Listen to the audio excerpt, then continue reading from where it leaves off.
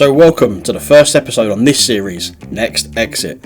A little bit different to what we normally do, and this series is a little bit more petrol-headed focus and lads' adventures. So unfortunately, the family is staying behind for this one. And in this episode, we're off to the Nürburgring.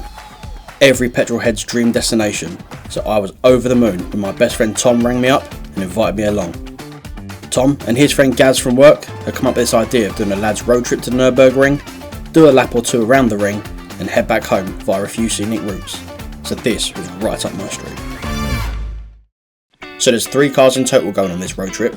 Me and Tom in the BMW Z4, there's Gaz and Dan in the BMW M3, and there's Jay in the Golf R32.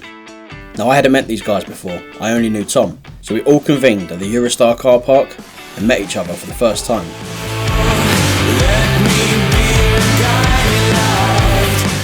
So with our brief introductions out of the way, we had a very important train to catch, and we learned that we could get on an hour earlier than the train we'd originally booked. So we took that opportunity, and it was a swift 40-minute crossing, and we landed in France.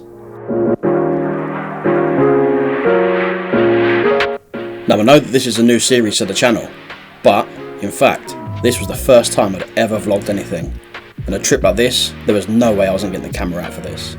But with being my first ever vlog, it didn't quite go how I planned. I didn't get as much footage as I'd liked, and I didn't have enough cameras, which I soon learned. But I did what we could, and we pressed on, and before we knew it, it was time for our first European petrol stop. A nice little welcome, the weather was warm, and our legs were getting a bit cramped up from being on the road for so long. So this stop was a nice little breather. So we eventually got to Brussels, and that's where we stayed for the first night.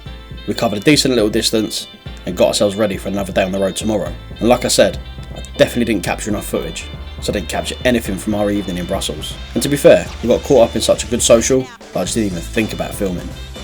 So we woke up fresh and early on day 2. And this time, we was going straight to Nürburg.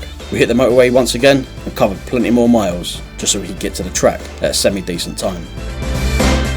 Now whilst the Nürburgring was the end goal for this trip, what actually made it was the company and the road trip down. Gaz had thoughtfully brought some walkie-talkies along so we could all communicate whilst we were driving, and that was a godsend. It made for some great banter, and we actually got to use them when we got lost through Brussels. So not only was it good fun, it was incredibly helpful as well.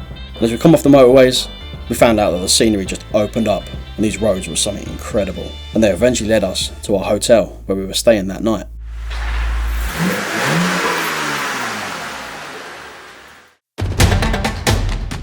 So we parked up the cars, gave them a quick wash over with some quick detailer, and got the cars gleaming and bug free once again. Now the public access spot we booked on for was at about 5 PM that night, so we had a little bit of time to relax and kill off any nerves that we had coming up. And before long, we was making our way to the Nürburgring track, because now it was getting official. We'd set back off through these country roads and up to the ring.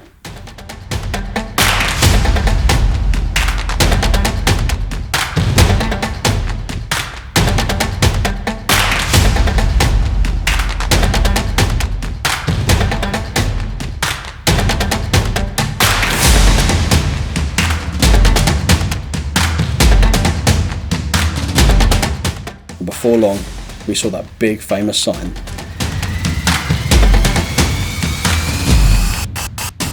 So we got parked up and we headed into the ticket office where we'd buy our entry tickets for the track. And we didn't mess about, we were straight back to the cars and we were queuing up for our time slot. And this was it, we was entering the Nürburgring track. And unfortunately, the only recording device we had set up failed on us just as we went through the barriers, so we had no footage of us going around the track. Gutted. But with a huge thanks to the Best of Blockit YouTube channel, he's got some incredible footage of the Nürburgring that he's allowed me to show on our video, just to show you what kind of monster this racetrack is. This isn't just your average circuit, this is monumental, and as good as this looks, you really cannot explain what it feels like to be going around this track in real life. All I can say is what a buzz. And it was soon time for us to make tracks back home, because this was only a short trip. We set off for the last time and filled up with petrol before we started heading back to the Eurotunnel for our journey home. Whilst it's only a short few days away and I didn't get the best footage, or the right amount of footage, I've definitely learnt a lot. And spent some great time with some great lads on a trip that I'll never forget. And who knows, let's see what next year brings. So there's no way that this trip is just a one and done. I'm sure we can get something else lined up.